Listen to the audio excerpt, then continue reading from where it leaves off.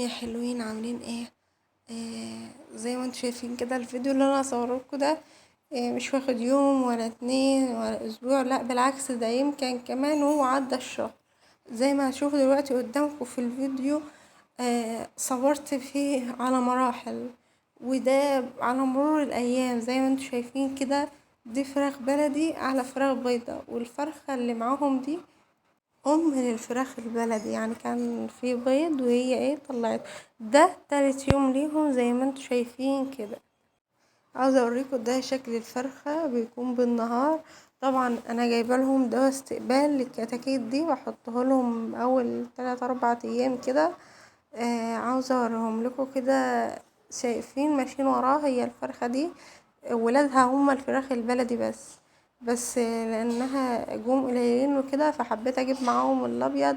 وقلت الفرخه هتربيهم سوا. لا فتحت لهم نور ولا اي حاجه اكتر من اضاءه خفيفه خالص بالليل. وهتشوفوا الفيديو قدامكم دلوقتي. بتمنى منكم لو اول مره تشوفوني ما تنسونيش في لايك وشير للفيديو ده. زي ما انتوا شايفين كده ماشيين وراها. حتى لما بحط لهم اكل او اي حاجه، هي بتقعد تنكشه برجليها كده ليهم. زي ما انتوا شايفين قدامكم كده. تعالوا بينا نشوف على مرور الايام لحد لما الفراخ دي تكبر، ونطلع الفرخه دي من معاهم. ده رابع يوم زي ما انتوا شايفين قدامكم كده.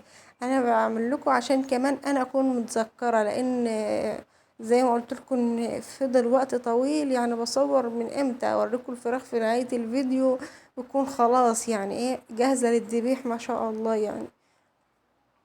عاوزه اقول لكم ان لما تكون في فرخه زي دي مع الفراخ، ما شاء الله، مش قادرة اوصف لكم. يعني بصوا بتربيهم زي ما تكون بني ادم او شخص بيربي ولاده. زي ما انتوا شايفين كده هنا ده مش عارفة بالنهار او بالليل. زي ما انتوا شايفين كده هو بالليل، لان انا فاتحة الاضاءة بتاعة التليفون. شايفين بقى هي في الوقت ده بتكون محتضنة الفراخ ازاي. بالعكس كمان اوقات بكون داخلة. بصوا انا ما بكونش شايفة الفراخ، بكون حطاهم تحت جناحتها كده ونايمة. ده بكون خلاص الساعة 12 بعد نص الليل واحدة كده يعني. ما بتشوفوش الفراخ اصلا، هي ما بتكونش الا الفرخة بس. سبحان الله. عاوزة كل اللي يشوف الفيديو يقول ما شاء الله، ربنا يبارك. ربنا يبارك لكم في اي حاجة انتوا بتربوها او اي حاجة، يعني سواء طيور او مواشي اي حاجة عموما يعني.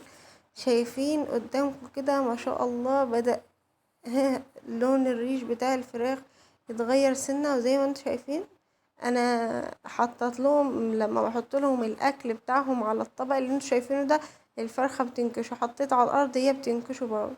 شايفين هم عطشانين ازاي، وهي هو المنظر في حد ذاته اصلا جميل. مش قادرة اوصف لكم. لما يكون عندك فرخة زي دي، لو مطلعه فرخ واحد، قوم انت بقى رايحه جايبه لها شويه فراخ، حطها في الاوضه وسيبيها تربيهم. تعرفوا يا سلام ويا جمال لو ده في الشتاء بقى. حرفيا مش هتحتاجوا لهم نور. اسالوا مجرب، انا مجربه قبل كده. مش هتحتاجوا بقى لنده حمراء ولا الكلام ده، هي بتدفيهم. سبحان الله. هي ده يعني زي ما بيقولوا كده ده شغلها. يعني هي المسؤولة عن ان هي تحتويهم تدفيهم تربيهم لحد لما انا خرجتها او طلعتها من الأوضة من معاهم بعد ما كان عمرهم 20 يوم.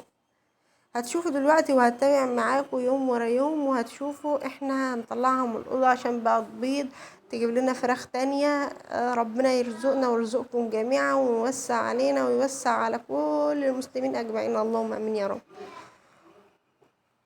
زي ما انتوا شايفين كده هنا حسيت ان الفراخ ابتدت يعني تظهر شوية. حبيت اعللهم المية عشان هما كمان يرفعوا صدرهم يرفع معاها. دي حاجة حلوة يعني بتلاقي الفرخة بترفع تشرب مش بتوطي، فبتلاقيها بتعلى اصلا مع مع رفعة المية دي بتتغير.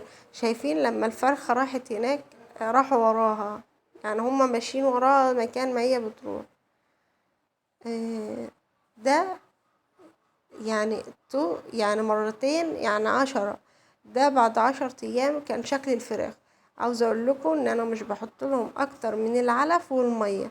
ما بحطش اي حاجه تزود او ما تزودش. انا عاوزاهم براحتهم خالص يزيدوا الزياده الطبيعيه هما للبيت، انا مش راح اتاجر فيهم او راح ابيع او راح اعمل.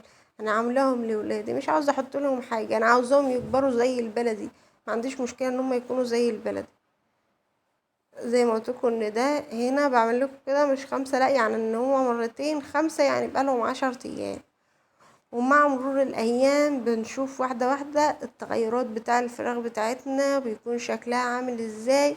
وكمان قدام شويه لما يكون الفراخ بتاعتنا ظهرت كده وبقت جميله، هنجيب ايه؟ هنجود، هننوع، هنشوف هندخل ايه تاني معاهم الاوضه اللي هم فيها دي. بس ايه، تابعوا معايا الفيديو للنهايه. مش محتاجه منكم غير انكم تشجعوني لايك وشير للفيديو ده لو اول مره تشوفوني يا حبايب قلبي. زي ما انتم شايفين كده، الحمام هنا بيدخل من الشباك عادي جدا يعني. انا فاتحه الشباك عشان الشمس ايه تدخل الاوضه تغير النفس بتاع الفراخ وكده يعني. شايفين؟ على فكره لان الاوضه واسعه مش شرط ان انا ايه احطهم في مكان صغير واحوط عليهم. بالعكس انا بحس لما هم بيجروا في الاوضه، بس اهم حاجه الاوضه تكون امان متقفله كويس، بس مش اكتر من كده. الأوضة بياكلوا ويجروا. يعني هما بياكلوا ويجروا. الفيديو اللي فات كان بقالهم 15 يوم. انا كنت بعمل كده بايدي عشان انا كمان افضل فاكرة، لان انا كنت بصور لقطات معينة وبفصل الفيديو عشان اجمعهم لكم في فيديو واحد. زي ما انتم شايفين كده في الفيديو ده الفرخ خلاص مياش هنا، وكان عدى عليهم 20 يوم. خلاص خرجنا الفرخة بتاعتنا من الأوضة أو طلعناها. نسيب الكتاكيت أو خلاص ما عادوش يعتبروا كتاكيت، الفراخ بتوعنا يكبروا بقى بطبيعتهم، ونطلع الفرخة بتاعتنا برا بقى تشوف مصالحها أو تشوف حياتها هي بقى مع البط التاني. شايفين الفراخ الصغيرة دول فراخ بلدي اللي هي الفرخة ايه؟ دول ولاد الفرخة اللي كانت معانا في بداية الفيديو. زي ما انتم شايفين كده ما شاء الله، الفراخ بتاعتنا بدأت تتغير. بدأت تحلو كمان، كبرنا لهم السقاية. وهنا كان عدى عليهم تقريبا بالظبط شهر. شايفين الفراخ عاملة ازاي؟ اوزانها مش كبيرة قوي، يعني كيلو ونص، وفيهم كيلو وربع. ممكن نلاقي واحدة 2 كيلو الا ربع، بس زيادة طبيعية جدا. تعالوا نشوف هنا بقى انا عملت ايه. طبعا بصوا انا مش متذكرة اوي سواء كان بعد 25 يوم او شهر، بس في الحدود دي من 25 ل30 يوم. طبعا جبت البط ده، ده بط شهرمان 10 على بط مسكوفي. طبعا كلنا عارفين البط الفرنساوي والبط المسكوفي. زي ما انتم شايفين كده. طبعا لسه صور لكم فيديوهات تانية، الفيديو ده خلاص قرب يخلص. هوريكم البط بعد ما بيكبر بيكون عامل ازاي. الحمد لله البط ده خد دور مني، وقع منه 5 بطات بعد ما بقوا ما شاء الله. هوريهولكم في فيديو جاي ان شاء الله، مش الفيديو ده. بس ما علينا، طبعا ما فيش حد بيروح من نصيبه حاجة، اللي ربنا كاتب له حاجة بيشوفها. والفراخ بتاعتنا ما شاء الله ربنا يبارك فيها. زي ما انتم شايفين كده فراخ بلدي صافي على فراخ بلدي مهجن. هم ونصيبهم بقى، طبعا ما بيروحش من رزقك حاجة، واللي ربنا كاتب له حاجة بيشوفها. زي ما احنا شايفين كده شكلهم جميل. اهم حاجة نحط لهم دواء الاستقبال بتاعهم اول 3 4 ايام زي ما انا قايله لكم، ونعتمد على كده وبس. خدوا دور مني. عاوزه اقول لكم ان انا جبت لهم علاج من الوحده البيطريه او من الدكتور البيطري، ما عملهمش اي حاجه. حرفيا ما عملش معايا حاجه الا ازازه دواء مضاد حيوي. كان ابني تعبان وخدت منها 3 سنتي في السقايه. انا حسيت بالتغيير من بعدها على طول. يعني كان البطه اطلع عليه البطه دايخه وماتت، البطه دايخه. بس حطيت لهم من اول مره ما شاء الله ربنا يبارك يا رب في اللي موجود. وطبعا هنرجع نقول ما بيروحش من رزقك حاجه، بس عاوزه اقول لكم لما تكون فراخ او اي طيور عندكم تعبانه ما تروحوش للدكتور البيطري. صدقوني لو عندك اي نوع مضاد حيوي ابنك بياخده من اللي هو اللي بتفك بالميه ده، صدقيني حط لهم في السقايه اللي هي زي اللي قدامكم دي الوسط يعني 3 سنتي على السقايه اللي زي دي. طبعا هنا خلاص انا نظرة اخيرة على الفراخ بتاعتنا. طبعا الفراخ دي اصلا دلوقتي انا بدبح منها، مش في الوقت اللي انتوا بتشوفوه في الفيديو. انا مصورة الفيديو ده بس مش عارفة بيحصل معايا بكسل، بيحصل حاجات كتير مش بعرف انزل الفيديو في وقتها. فاصلا يعني الفيديو ده اللي هو اخر فيديو انا مصوره لكم ده اللي هو بقاله 25 يوم، عدى عليه 12 يوم. فدلوقتي الفراخ بتاعتي ما شاء الله فيها 2 كيلو و2 وربع. فانا ابتديت دلوقتي اذبح فيها. بتمنى ان الفيديو بتاعي يكون عجبكم وتكونوا استفدتوا منه.